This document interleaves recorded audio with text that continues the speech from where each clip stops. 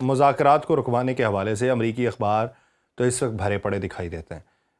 लेकिन यूरोपीय मीडिया भी इस वक्त दिखाई दे रहा है पाकिस्तान के मामले के हवाले से कि पाकिस्तान ने गुज़श्ता कुछ दिनों के अंदर सिफारतकारी के हवाले से राबिते बहुत ज़्यादा किए हैं और बहुत तेज़ किए हैं। पाकिस्तान ने सिफारतकारी की किस तरीके से है और उसमें किरदार क्या अदा किया गया और उसका आउटकम क्या निकलता हुआ दिखाई देता है? देखिए, मामला ये है कि पाकिस्तान पहले दिन से जो है वो जो डिप्लोमेटिक फोरम्स हैं उन पर एक्टिव था और पाकिस्तान ने ये महाज संभाला हुआ था और अल्हम्दुलिल्लाह कि पाकिस्तान इस महाज में इस हद तक कामयाब रहा कि आज सारी दुनिया जो है वो पाकिस्तान की तारीफ़ कर रही है। आप देखें यासिर भाई कि सबसे बड़ी बात ये कि पाकिस्तान ने ईरान और जो खलीजी रियासतें हैं इनके दरमियान जंग नहीं होने दी। पाकिस्तान ने खलीजी रियासतों को जवाब देने से, जवाबी हमला करने से रोके रखा, जिसकी वजह से ये जंग फैली नहीं और जिसकी वजह से मुस्लिम ममालिक के दरमियान, मुस्लिम रियासतों के दरमियान आपसी जंग शुरू नहीं हुई। जो पहला हदफ था इज़राइल और अमेरिका का कि अगर ईरान जो है वो खलीजी रियासतों पे हमला करेगा, लाजिम बात है अरब रियासतें भी जवाब देंगी और इस तरह जो है वो अरब रियासतें भी ईरान पर टूट पड़ेंगी। अमेरिका और इज़राइल पहले अटैक कर रहे होंगे तो जो वो टारगेट्स लेके आए थे वो विद इन डेज़ जो है वो अचीव हो जाएंगे। लेकिन पाकिस्तान की सफारतकारी की वजह से अरब रियासतों ने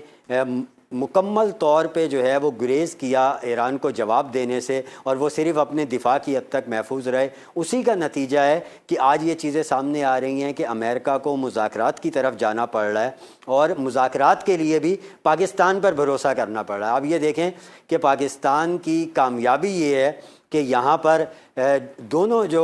फरीक हैं, ईरान और अमेरिका, दोनों पाकिस्तान पे ट्रस्ट कर रहे हैं, दोनों अपनी शराइत पाकिस्तान के ज़रिए ही एक दूसरे तक पहुँचा रहे हैं और पाकिस्तान की बात पर, पाकिस्तान के जो जानिब से जो सिफारतकारी के तौर पे इक़दामात उठाए जा रहे हैं उन पे दोनों जानिब से ट्रस्ट किया जा रहा है। जैसे अभी मैं पहले बता रहा था कि वाइट हाउस की हालिया ब्रीफिंग में भी वाज़े तौर पे पाकिस्तान को मीडिएटर के तौर पे तस्लीम किया गया है और अपने मीडिया को, इंटरनेशनल मीडिया को बताया गया है कि पाकिस्तान सालिस का किरदार अदा कर रहा है और हम राब्ते में हैं और हमने पाकिस्तान के कहने पे जो अब्बास इराक़ची और मोहम्मद बाक़र दोनों के नाम हिट लिस्ट से निकाले हैं। तो ये यकीनी तौर पे बड़ी कामयाबी है जिसे दुनिया भी तस्लीम कर रही है और ख़ास तौर पे अगर हम देखें तो जो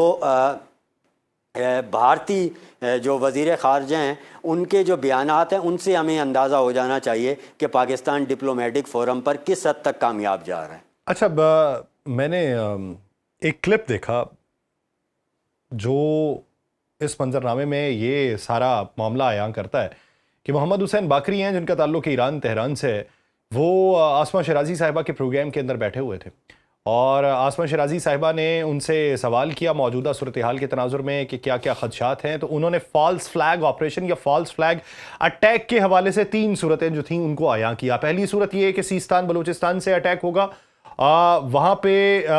या तो ईरान पे अटैक होगा या ईरान से पाकिस्तान में अटैक होगा और उसका ये हवाला दिया गया कि पाकिस्तान के साथ ताल्लुकात ख़राब करने की वो कोशिश होगी। दूसरा अटैक उन्होंने कहा कि जी हरमैन शरीफैन के ऊपर होगा और उसका इल्ज़ाम ईरान के ऊपर धर दिया जाएगा। तीसरा अटैक उन्होंने कहा कि मस्जिदुल अक्सा के ऊपर होगा और उसका भी इल्ज़ाम जो है वो ईरान के ऊपर धर दिया जाएगा और यूं मुस्लिम उम्मा में तकसीम पैदा करके ईरान के खिलाफ किया जाएगा। अब ऐसी सूरत हाल में आसमा शराजी साहिबा ने तो इसके ऊपर कमेंट नहीं किया कोई, लेकिन मेरा सवाल ये है कि क्या ऐसी इंफॉर्मेशंस मौजूद हैं कि ऐसी इंफॉर्मेशन शेयर की गई हो मुस्लिम उम्मा के साथ, उन ममालिक के साथ, या जहां जहां पर अटैक होने हैं वहां पर खदशात का इजहार किया गया हो? देखिए यासिर भी, एक बिल्कुल सीधी सी बात है कि एक मामला ये होता है कि जब अगर मैं बिल्कुल पहली बात मैं ये कहूँगा कि अगर ऐसी कोई चीज़ होती तो यकीनी तौर पे पाकिस्तान इस वक्त दुनिया का वो वाहिद मुल्क है जो ईरान और ईरान की क़ियादत जो है उससे राब्ते में है। और ये राब्ता सिर्फ ऐसा नहीं है कि जिस तरह आम रियासतों के दर, क्योंकि राब्ते में भारतीय भी होंगे, ये राब्ता ऐसा नहीं है। ये राब्ता ऐसा है कि जो इस वक्त दोनों के दरमियान एतमाद की फ़िज़ा है वो अपनी पीक पर है। तो अगर इस तरह की कोई चीज़ होती तो ये बुनियादी तौर पर ईरान जो है वो सरकारी सतह पर पाकिस्तान के साथ डिस्कस करता और पाकिस्तान फिर उस हवाले से इकदाम उठाता। मैं यहाँ पे एक बात ये कहना चाहता हूँ कि कुछ अनासिर ऐसे ज़रूर हैं कि जो अपनी ज़ाती ख्वाहिशात को और अपने आप को इस सारे सिनेरियो में इन रखने के लिए इस तरह का प्रोपोगेंडा करते हैं और इस तरह की चीज़ें सामने लेके आते हैं कि जिससे वो इस सारे चीज़ में इन रहें। अब आप ये देखें कि जब ये जंग शुरू हुई थी तो पाकिस्तान ने उसी वक्त इंतहाई सख्त इकदाम किए थे कि किसी तरह की कोई चीज़ इस तरह की ना होने पाए कि जिससे ये तासुर मिले कि पाकिस्तान इस जंग का कोई हिस्सा है या पाकिस्तान इस जंग में शामिल होने जा रहा है। फिर ये सारे इकदाम करने के बाद पाकिस्तान ने इंटरनेशनल लेवल पे अपना किरदार अदा करना शुरू किया और इस जंग के अंदर एक अहम जो है वो रोल पाकिस्तान अदा किया और अदा कर रहा है। अब जो यहाँ पे लोग हैं जिनका जो ये चाहते हैं कि वो ईरान के साथ किसी तरीके से टच में रहें, वो आते हैं, वो बैठते हैं और उनके जहन में जो कुछ चल रहा होता है उसे वो अपनी जो है वो एक तज्जियाकारी या अपना जो है तबसरे की सूरत में सामने रख लेकिन एक सवाल तो ये भी है ना कि तारिक साहब, जब दूसरी तरफ से भी वो सहाफ़ी का ताल्लुक ईरान से तो है, पाकिस्तान से तो है नहीं। अब वहाँ पे जब ना उनकी गवर्नमेंट, ना उनकी फॉरेन मिनिस्ट्री, ना उनका प्रेसिडेंट, ना उनका इंटेलिजेंस चीफ वो ऐसी इंफॉर्मेशन शेयर ना करे और पब्लिकली बैठ के इस तरह का क्लेम किया जाए, तो उसमें फिर कितनी सदाकत होती है कि जब ये भी सवाल बहुत सारे लोग एक लंबे अरसे तक उठाते रहे कि अंदरूनी सफ़ों के ऊपर तवज्जो देने की ज़रूरत थी कि इतना बड़ा नुकसान ना होता इब्तदाई तौर पे। अब जवाबी जो हिकमत अमली है वो तो बहुत अच्छे तरीके से तरतीब दी गई, लेकिन इब्तदाई तौर पे जो नुकसान है वो तो नुकसान है, वो मुस्लिम उम्मा का भी नुकसान है, वो ईरान का भी नुकसान है, वो उन तमाम हुर्रियत वाले लोगों का भी नुकसान है कि जो सुप्रीम लीडर को अपने तई एक तयक्कुन का इस्तारा समझते थे। तो ये फिर इंफॉर्मेशन किस तरीके से बनाई जाती है, ये उसकी बुन्नत किस तरीके से होती है? देखिए यासिर भी एक चीज़ है, एक मामला ये होता है कि हम जब कोई डिस्कशन कर रहे होते हैं और हम ये देखते हैं कि जिस तरह आप शुरू में देखें कि कुछ चीज़ें सामने आ रही थी कि जी अमेरिका मुख्तलिफ़ कोशिशें कर रहा है, लेकिन ये इंटरनेशनल मीडिया पे रिपोर्ट हो रहा था, ये जो डिफेंस एनालिस्ट थे वो ये बता रहे थे कि कुर्दों को एक्टिव किया जा रहा है और फिर जो अलहदगी पसंद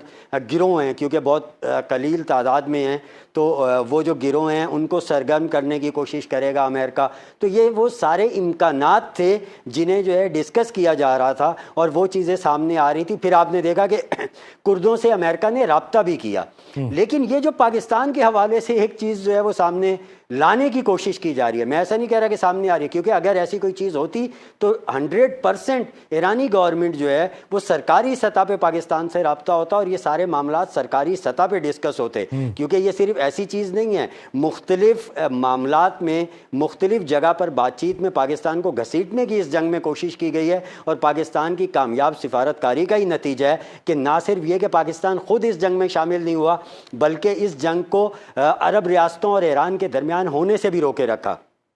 तो कहने का मकसद ये कि अब जो यहाँ पे जो मामला है कि बलूचिस्तान में ऐसा होने जा रहा है, आप ये देखें, ये सिर्फ वो चीज़ें हैं जो मुख्तलिफ जगह पे यूट्यूबर्स बैठ के या फिर जो है वो मुख्तलिफ मीडिया पे एक आध पॉइंट इस तरह का आ जाता है जो इम्कान की सूरत जाहिर किया जाता है और हमारे यहाँ उस चीज़ को पकड़ के, जिसके मफाद में जो चीज़ जारी है वो उसे पकड़ता है और उसे पकड़ के एक ऐसी ठोस जो है वो दलील के तौर पे या